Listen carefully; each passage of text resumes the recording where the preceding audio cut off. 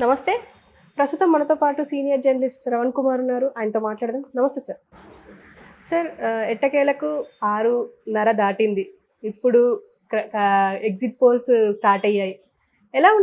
ఎలా ఉంటుంది సార్ ఇప్పుడు? ఖచ్చితంగా ఈ పార్టీ గెలుస్తుంది అని చెప్పేసి ఇప్పటి నుంచి స్టార్ట్ అవుతుంది. మీరేమంటారు?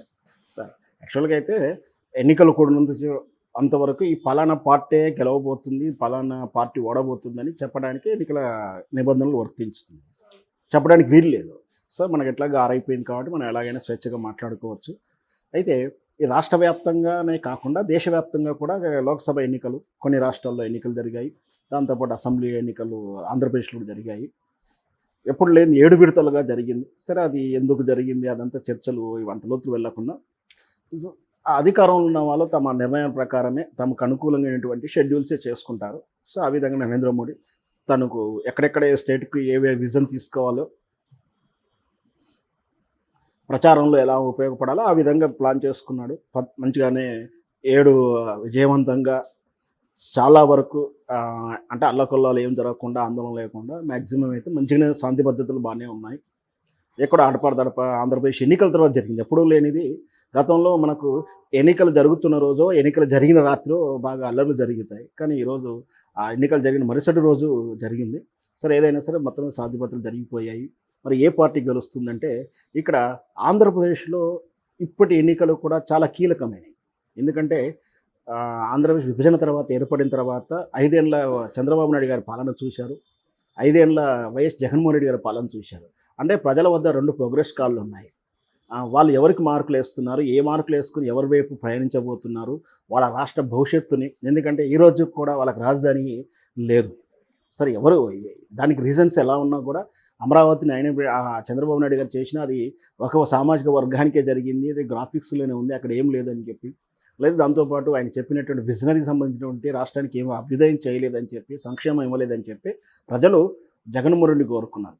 జగన్మోహన్ రెడ్డి గారు కూడా ఆ క్యాపిటల్లో అతనికి ఉన్నటువంటి అభ్యంతరాలను తెలియజేస్తున్నారు. రకరకాల భావనలతోటి ఆయన మళ్ళీ 3 రాజధానుల భావనను ముందుకు తీసుకొచ్చాడు. దాంతోపాటు అక్కడ సంక్షేమానికి ప్రాధాన్యత ఇవ్వడం జరిగిన మాట వాస్తవం. మరి ఈ సంక్షేమంతో పాటు అభివృద్ధి జరగలేదని వాళ్ళు అంటున్నారు, సంక్షేమం మాకు ముఖ్యం కాదని వీళ్ళు అంటున్నారు. ప్రజలు ఎటువైపు ఉన్నారు?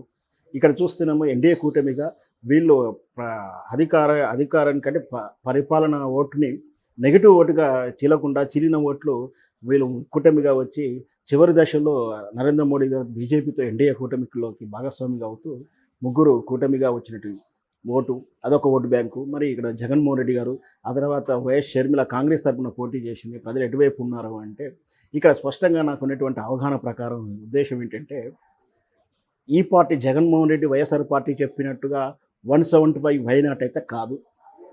వాళ్ళు చెప్తున్నట్టుగా జగన్మోహన్ రెడ్డి 10, 20 కూడా రావు అని చెప్పడం అయితే కాదు.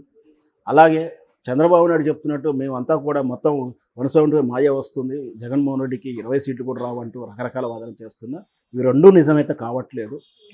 వాళ్ళు చెప్తున్న ప్రకారం జగన్మోహన్ రెడ్డి అట్టర్ ఫ్లాప్గా ఓడిపోయే అవకాశాలు అయితే ఎట్టి పరిస్థితుల్లో కనిపిస్తలేదు. హెర్జ్ మాత్రం బాగానే ఉంది. మ్యాజిక్ ఫిగర్కు తెలంగాణలో వచ్చినట్టుగానే 5, 8 సీట్ల తేడా ఎట్లా ఉంటుందో జస్ట్ ఒక 10 లోపు ఎలా అయితే వ్యత్యాసంతో అధికారం కేసీఆర్ గారు కోల్పోయారో సరే ఇక్కడ కోల్పోతారన్న ఉద్దేశం కానీ వచ్చినా కూడా 10, 15 సీట్ల వ్యత్యాసంతో మ్యాజిక్ ఫిగర్ తోటే పాలన మారుతుందా, అదే పాలన వస్తుంది అనేది చూడాలి. ఎందుకంటే సైలెంట్ ఓట్లు అనేది మనకు ఇంపార్టెంట్. ఎప్పుడైనా సరే ఎవరు మైకుల ద్వారానో సోషల్ మీడియాతో గట్టిగా వదిలేంత మాత్రం వాళ్ళు ఓటు రూపంలో మారుతారని కాదు. కాకపోతే ఇక్కడ మాత్రం ఈసారి మాత్రం సంక్షేమంతో పాటు క్యాస్ట్ ఓట్లు కూడా ఖచ్చితంగా ఆంధ్రప్రదేశ్లో ఉంటుంది. కాపు ఓట్లు చాలా కీలకంగా ఉంటాయని ఎన్నికల ముందు నుంచి బాగా ప్రయత్నం చేసిన మాట వాస్తవం. అయితే ఆ కాపు ఓట్ల గురించి జనసేనని టీడీపీ వైపు మలుపుకున్న రాజకీయం మనం చూసాం. కానీ కాపులు మొత్తం కూడా జనసేన వైపు కానీ టీడీపీ వైపు కానీ పూర్తిగా అయితే లేరు అని మాత్రం స్పష్టంగా చెప్పగలుగుతాం. ఆ డివిజన్ ఒకటే ఇప్పుడు ఏం చేయబోతుందో మరి 10, 15 సీట్ల ఎడ్జ్తోటే రాబోతుంది. అంటే అధికారం కోల్పోయినా అధికారం వచ్చినా 10, 15 సీట్లు మాత్రమే డిసైడ్ చేస్తాయి. దీనికి ముఖ్యంగా ఏంటంటే రెబల్స్ను షర్మిల పార్టీ చీల్చే ఓట్లే కీలకం కాబోతున్నాయని నా వ్యక్తిగత అంచనా. రెండవది రాష్ట్ర స్థాయి దాటి దేశ స్థాయిలో చూస్తే మరోసారి 3వసారి అధికారంలోకి వస్తూ మేము ఈ దేశానికి పునర్నిర్మాణం వైపు తీసుకెళ్తాము, ఏదైతే ఆర్ఎస్ఎస్ చెప్తున్నట్టు ఉంది, ఏదైతే విహెచ్పి కోరుకుంటుందో, ఏదైతే భావజాలాన్ని వీళ్ళు అనుకుంటున్న హిందుత్వ భావజాలం వైపు ఇది హిందువుల రాజ్యంగా హిందువుల దేశంగా ఎందుకు ఉంచకూడదని వాళ్ళు ఏదైతే కోరుకుంటున్నారో అటువైపు నెట్టడానికి మూడవసారి మాకు 400 పైగా సీట్లు ఇస్తే మేము కామన్ లా తెస్తాము, ఈ లా తెస్తాము, ఆ చట్టాలు తెస్తాము అంటూ వీళ్ళు ప్రచారం చేసి బహిరంగ ప్రచారంలోమో వేరే రకంగా చేస్తున్నారు. సోషల్ ప్లాట్ఫామ్లోమో వాట్సాప్ ఇన్స్టిట్యూట్ ద్వారా మాత్రం వీళ్ళు మొత్తం పోలరైజ్ చేసినారు. ఖచ్చితంగా నరేంద్ర మోడీ గారు ఈసారి వచ్చి తీరాలి, లేకపోతే మన దేశం పాకిస్తాన్కో ఏ దేశానికో లాక్కెళ్తారన్న భయాన్ని అయితే క్రియేట్ చేశారు వాళ్ళు. అయితే ఎన్నికల సరిగ్లో చూస్తున్నప్పుడు మాత్రం నార్త్లో ఎన్డీఏ కూటమికి ఎదురుగాలు లభిస్తున్న అంచనాలు మొదటి నుంచి ఉన్నాయి. ఎందుకంటే అక్కడ 2 రకాలైన కారణాలు. ముఖ్యంగా ఏంటంటే అక్కడ ఎక్కువ రాష్ట్రాలలో భారతీయ జనతా పార్టీ గత 5-3 టైమ్స్ అంటే ఒక 20-30 సంవత్సరాల నుంచి రకరకాల పాలనలో ఉన్నాయి. అంటే అసెంబ్లీ స్థానంలో చూసుకున్నా, పార్లమెంట్ వైపు చూసినా కూడా ఎక్కువ బీజేపీ ఎక్కువ సార్లు ఉన్నాయి. దాంతో వాళ్ళు మార్పు కోరుకుంటున్నారు. అక్కడ వాళ్ళు ఆ రోజు చెప్పినటువంటి రామమందిర నిర్మాణము, ఇంకేదో హిందుత్వ భావజాలు ఆ పప్పులో వాళ్ళు కొడకట్లేవు. కాబట్టి వాళ్ళు ఈసారి నార్త్ కన్నా సౌత్ మీద కాన్సన్ట్రేట్ చేసి సౌత్లో యూనిట్ వేజ్ రాజకీయాలు చేసి పోలరైజ్ రాజకీయాలు చేసి, తమిళనాడులో వాస్తవానికి మత రాజకీయం ఉండదు. తమిళనాడులో వాస్తవాలు నాస్తికులకు ఎక్కువ ఫీల్ అవుతారు. తమిళ కల్చర్ వేరుగా ఉంటుంది.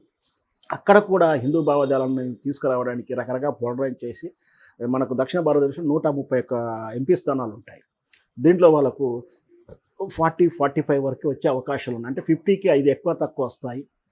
ఆల్రెడీ 25 సీట్లు అయితే ఆంధ్రప్రదేశ్ నుంచి ఏ పార్టీ గెలిచినా కూడా వాళ్ళకు మద్దతుగా ఉంటుంది. తెలంగాణ నుంచి 7-8, తమిళనాడు నుంచి ఒక 1-2 అంతేకన్నా. కేరళ నుంచి అయితే ఒక్కటి కూడా ఎక్స్పెక్ట్ చేయడానికి అవకాశాలు లేవు. అక్కడ కూడా 1-6-5 వస్తుందేమో. ఇకపోతే కర్ణాటకలో ఒక 7-8, అంటే ఎటు చూసినా కూడా ఆంధ్రప్రదేశ్ 25 తర్వాత ఇంకొక 25 మాత్రమే యాడ్ అవుతాయేమో, కానీ ఎక్కువ లేవు. అంటే అవుట్ ఆఫ్ 131 తీసేస్తే మరి అక్కడ మిగిలింది 400లో 400కు 4 వచ్చే అవకాశం లేదు. అక్కడ కేవలం 240-250కే మాత్రం రీచ్ అవ్వదే కష్టంగా ఉంది. ఎందుకంటే అక్కడ నార్త్లో మొత్తం కూడా మార్పు కోరుకుంటున్నారు. ఆ హిందుత్వ భావజాలం వాళ్ళకు ఇప్పుడు వినట్లేదు, వాళ్ళకి నచ్చట్లేదు. అభివృద్ధి కావాలి, మాకు ధరల పెరుగుదల గురించి కావాలి. అక్కడ ముఖ్యమైనటువంటి రాష్ట్రాలు ఏంటంటే హర్యానా, పంజాబ్ రాష్ట్రాలు, ఇవి రైతు రాష్ట్రాలు, అన్నపూర్ణ రాష్ట్రాలుగా వ్యవహరిస్తాం. అక్కడ నరేంద్ర మోడీ తెచ్చిన రైతు చట్టాల వల్ల రైతులను బుల్డోజర్ పెట్టి చంపిన విధానాలు అవన్నీ చూస్తున్నాం. దాంతోపాటు అక్కడ చండీగఢ్ పంజాబ్ అంటే పంజాబీలు ఎక్కువగా ఉంటారు. పంజాబీలను ఈ దేశ ద్రోహులుగా చిత్రీకరించే ప్రయత్నం చేయడం, వాళ్ళ ఆత్మన్యూనతకు బాగా గురయ్యారు. సో ఖచ్చితంగా వాళ్ళలో రెవల్యూషన్ అనేది కనిపిస్తుంది. కీలకమైన రాష్ట్రాలలో ఈ ఎదురుగాలుపిస్తున్న టైంలో వీళ్ళు చెప్తున్నటువంటి ఈ 400 సీట్లు కానీ లేదా 400+ కానీ వచ్చే అవకాశాలు లేవు. సింపుల్గా పార్లమెంట్లో ఎన్నికల్లో జరిగిపోయేది ఏంటంటే నరేంద్ర మోడీ గారు కానీ ఎన్డీఏ కుటుంబం కానీ చెప్తున్నట్టుగా 400 అయితే దాటదు. 400 ఫిగర్ అనేది లేదు. ఇకపోతే 275 మ్యాజిక్ ఫిగర్కి 10-20 ఎక్కువ తక్కువ వస్తుంది, ఉండొచ్చని అనుమానం.